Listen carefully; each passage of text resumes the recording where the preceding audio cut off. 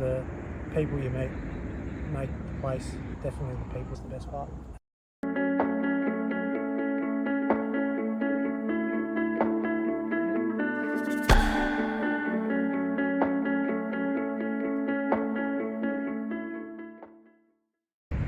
Hey Big Lap Bible, my name's Daniel, but everyone knows me as Carbzy.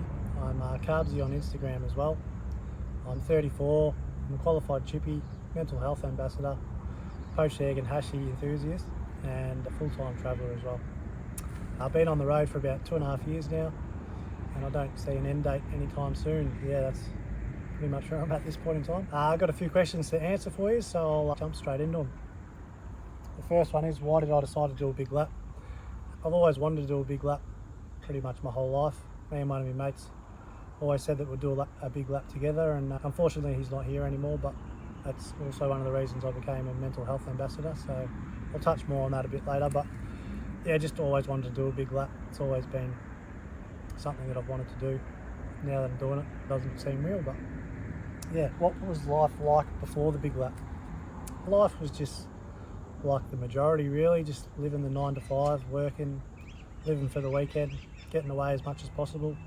I do family trips every January and Easter, which I always look forward to. But yeah, it was pretty much just an average life really. Tell us about your setup. So the setup's behind me. She's a Mazda BT-50 2013 model. I run a Bush Company rooftop tent. I've pulled out the back seats and I've got 73 litre Mike Corbin in the back, and then I've got a chest of drawers on the other side for me clothes. A lot of people seem to get a laugh out of that, but I think it's the best thing. So yeah, I've built custom drawers in the back. One side is a pull-out kitchen and the other side is just a drawer for bits and bobs. But that's basically the setup as it is. But yeah, is there anything you'd change about your setup? If I was starting again, I'd probably change the tub for a tray and canopy. That'd be the first thing, and the second thing would be a freezer, because I don't have one of those at the moment. Could really do with one of those, so I could have ice creams at night. That's all right. What kind of camps do you stay at and why?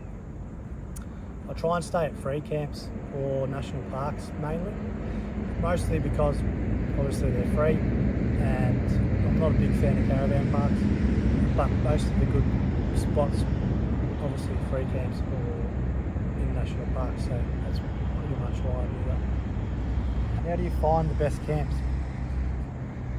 I use a Wiki Camps app. Pretty much tells you everything from water points to campsites to points of interest. I recommend that for any traveller. That's a really good one. Also, word of mouth from fellow travellers is also good in my opinion. Yeah. What is the best camp you've stayed at? There's a few that come to mind. It's hard to pick one because everywhere is unique in its own way, but the two that come to mind, the first one would have to be South Lefroy up in Exmouth on the Ningaloo. I always say that the people make a place, and the crew that I was with there, it was for my birthday and it was just unreal few days. I think we were there for about a week. It was unreal. And the second one would be Lucky Bay in Kalbarri. I was there for Christmas, New Year's, and I was there with the exact same crew as I was at South before. We had a pretty good time, let's just say that. What is your favourite thing about travelling? It's easy, it's the people you meet on the road.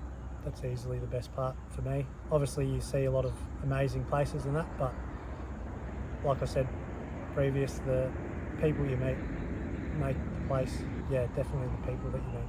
It's the best part. Is van life everything you thought it would be? I'd say it's everything I thought it would be, plus more.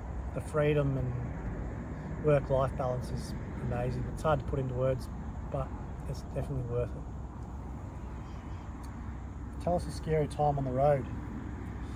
I'd say the scariest time on the road I've had, I was out in South Australia, cruising along the coast, just exploring around a few beaches and stuff, and I had to get back onto a highway, and I seen this four-wheel drive track. It looked pretty rocky, so I thought I'd hit it, and as soon as I hit it, pretty much just turned to bull dust. At one stage, the driver's side front wheel was about a metre off the ground, and somehow, I don't know how, but I climbed out of the car, hooked the winch up to a tree, and it took me about 4 hours digging myself out and everything, but we got out of it. But yeah, it's definitely the scariest time for me. What's the downside of doing a big lap? So the downside is missing out on family time and missing out on hanging out with your friends, obviously. Missing out on niece and nephews growing up, your mates' kids growing up, at big occasions. I do make an effort to get back for weddings, but yeah. How do I afford to travel? To start with, I just saved as much as I could and then just sent it basically, but I now work when I'm getting low on cash. Yeah, that's pretty much how I afford to do it. If I work on the road, what do I do? So like I said at the start, I'm a qualified chippy, but I pretty much do anything really. I'm happy to give anything a crack. I've done a few stints doing solar on roofs for a company called Lightforce. The lads there are awesome. Yeah, I've been happy to do a few stints there and save up a bit of cash, which has been good. What do you do to save money while travelling? So the biggest thing is free camp as much as possible, because it can obviously cost a fair bit when you're staying at caravan parks and that. So I try and free camp as much as possible. That's the best thing. And travel slowly, because then you're obviously using less fuel, so that's a good one as well. What has been my biggest splurge and was it worth it? I'd say the biggest splurge would be swimming with the great whites in Port Lincoln. It was definitely worth it. It's one of the best things I've ever done in my life, so I definitely recommend hitting up Calypso charters. That was an unreal day, absolutely unreal. Is there anything I bought but don't use as much as I thought I would? I'd say my chainsaw. It pretty much just sits there. Like, I've used it a handful of times. It's good when I need it, but yeah, I don't use it as much as possible. Could probably just get like a handsaw or something, but yeah, I'd say that's it. What is the biggest advice for future lappers? I'd say the biggest advice would be don't have any expectations really. Just take each day as it comes.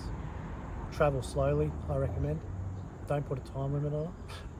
I know that's hard for some people, but yeah, just don't. I'd say the biggest thing, just don't have expectations, because not every day is going to run smoothly. You will have bad days, even though life looks amazing on the road, and it is, but you will still have bad days. But yeah, I'd say just don't have any expectations.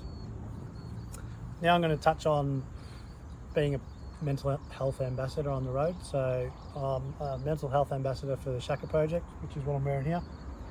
So they're a suicide prevention organisation. I've been an ambassador for 2 years now. Like I said at the start, I've lost a mate to suicide and just my own battles with mental health. I'm pretty open with these days. I struggle a fair bit with anxiety. Yeah, just obviously being there for people struggling and being able to show that you can talk when you're not okay as a male, because it's definitely a big stigma around men having to be strong and not talk about their feelings, which is not exactly right to me. But yeah, it's been an amazing few years for myself, personal growth wise. I've learned a lot doing it. Best part is just helping people. I've had that many people reach out just needing a chat, and I'm happy to listen. It's been amazing. So especially with the travel community, because you meet everyone, I'd say they're so genuine and in their rawest form. Like, not many people hold back how they're feeling or what they want to say. I'm the first one to start a conversation about mental health and just say, how you doing today, whatever. And some of the conversations I've had with people, you can see it in their eyes that they just really wanted to have a chat. Yeah, that's pretty much all I'll touch on. I'll keep it short and sweet. But if you want to jump onto the Shaka Project website, get some merch. I do stickers, t-shirts, singlets, hoodies, beanies, caps, pretty much everything. You can jump on my bio on Instagram and get a cheeky discount code there. But yeah, hope you have a good day. Cheers, legends.